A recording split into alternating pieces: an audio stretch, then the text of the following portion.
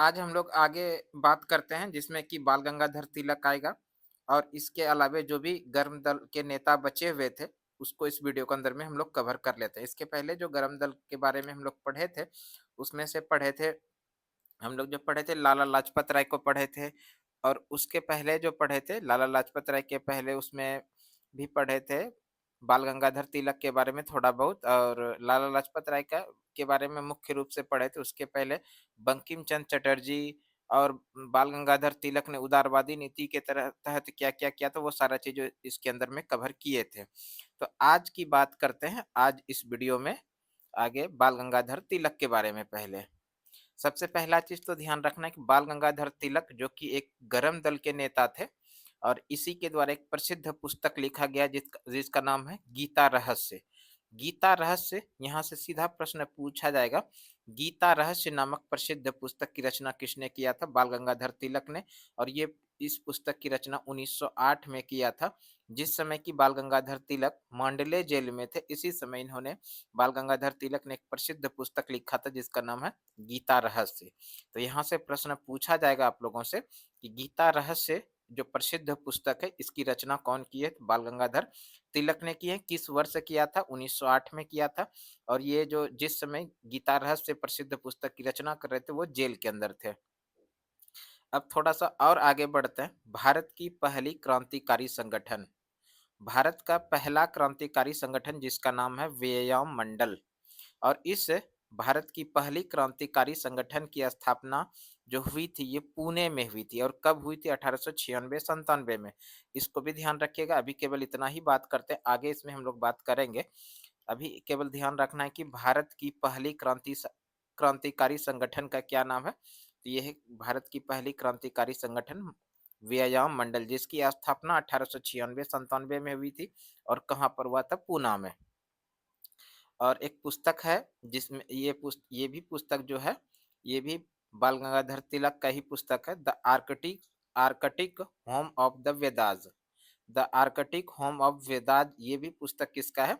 ये है बाल गंगाधर तिलक का। और इसके अंदर में इस पुस्तक में आर्यों को उत्तरी ध्रुव का निवासी माना गया है। तो ये भी ध्यान रखिएगा, आर्यों को उत्तरी ध्रुव का निवासी किसने बताया था?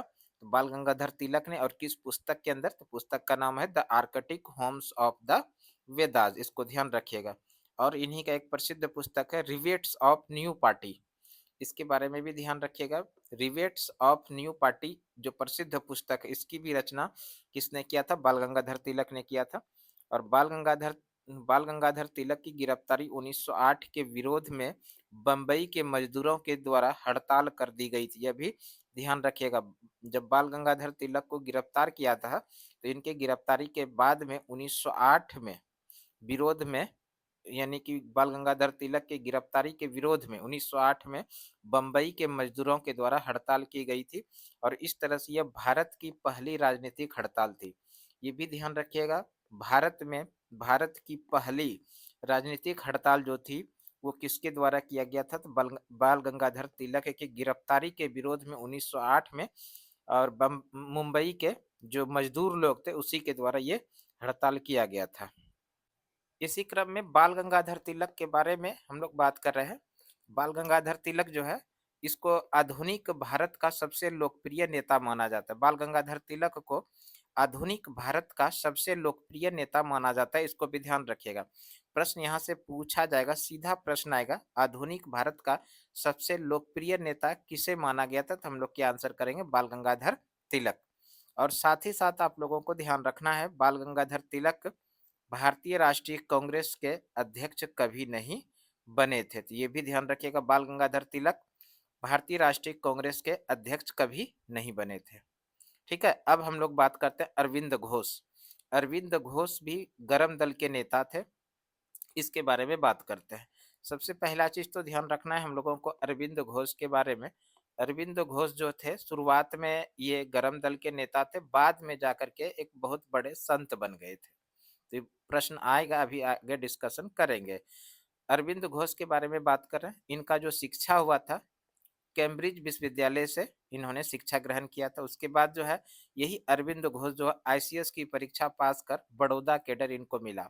तो इस तरह से अरविंद घोष भी आईसीएस की परीक्षा पास किए थे और परीक्षा पास करने के बाद इनको जो कैडर मिला था, ये बड़ौदा का कैडर इनको मिला था। उसके बाद जो है भारतीय राष्ट्रीय कांग्रेस यानी कि आईसीएस आईसीएस का जो अधिकारी बना, बड़ौदा कैडर मिला, ये नौकरी इन्होंने छोड़ दिया, यानी आईसीएस छोड़कर राष्ट्रीय आंदोलन में शामिल हो गया। इसको भी ध्यान रखिएगा, आईसीएस जो अधिकारी ये बने थे, इस तरह से आईसीएस छोड़कर ये भारतीय राष्ट्रीय आंदोलन में शामिल हो गए थे। और इसी क्रम में इन्होंने एक प्रसिद्ध पुस्तक लिखा था जिसका नाम है युगांतर। युगांतर एक समाचार पत्र, ये ध्यान रखिएगा। युगांतर एक समाचार पत्र है और इसी के अंदर में बंगाल की क्रांतिकारी संगठन से जुड़े युगांतर युगांतर एक संगठन है, क्रांतिकारी संगठन है युगांतर, ये ध्यान रखिएगा। युगांतर एक संगठन है और इस युगांतर क्रांतिकारी संगठन से जुड़े थे कौन? अरविंद घोष। और ये युगांतर बंगाल का एक क्रांतिकारी संगठन से जुड़े थे, युगांतर से। और इसी युगांतर के संगठन के सदस्यों ने 1908 में मुजफ्फरपुर जो बम कांड हुआ था, जिसमें कि किंग्सफोर्ड की हत्या का प्रयास किया गया था, और इसके बाद मुजफ्फरपुर बम कांड या फिर अलीपुर षड्यंत्र केस जो 1908 में हुआ था, इसके बाद जो है केस हुआ। केस में जो नाम आया खुदीराम बोस का, प्रफुल्ल चाकी का और अरविंद घोष का। इसमें से कि खुदीराम बोस और प्रफुल्ल चाकी को फांसी की सजा दी गई और अरविंद घोष जो केस हुआ था, अरविंद घोष को काला पानी की सजा से बचाया गया था।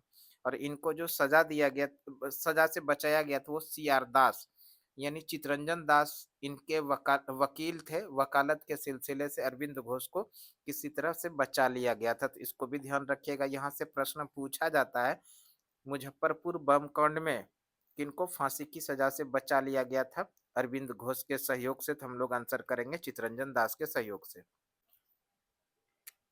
इस तरह से खुदीराम बोस और प्रफुल्ल चाकी और साथ में अरविंद घोष पर मुकदमा होता है। उसके बाद जो है, इस मुकदमे के बाद खुदीराम बोस और प्रफुल्ल चाकी पर इन दोनों को फांसी की सजा हो जाती है और अरविंद घोष को काला पानी की सजा से बचा लिया जाता है चितरंजन दास के द्वारा।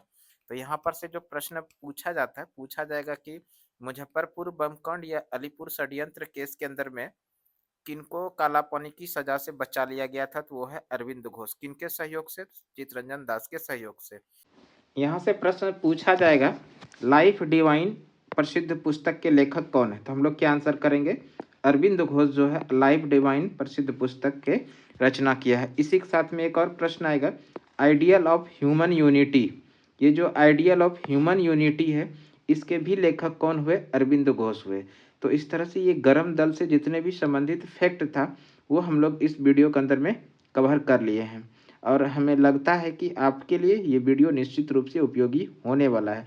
आगे क्लास में हम लोग आगे बात करेंगे, जिसमें कि राष्ट्रवादी चरण आएगा, गर्मपंथी का बात करेंगे, जहाँ पर कि हम लोगों का क्लास होगा 1905 से लेके 1920 तक जो भी प्रमुख घटनाएं हुई है भारतीय राष्ट्रीय आंदोलन के अंदर, जिसमें से कि बंगाल का विभाजन होगा, मार्ले मिंटो सुधार अधिनियम जो है ये 1909 में हुआ था, इसको पढ़ेंगे। इन सभी चीज़ों को हम लोग आगे के क्लास में देखेंगे। तो आज के क्लास के लिए हम लोग इतना ही रहने दीजिए, अगले क्लास में फिर से मिलते हैं। तब तक के लिए धन्यवाद। जय हिंद, वंदे मातरम।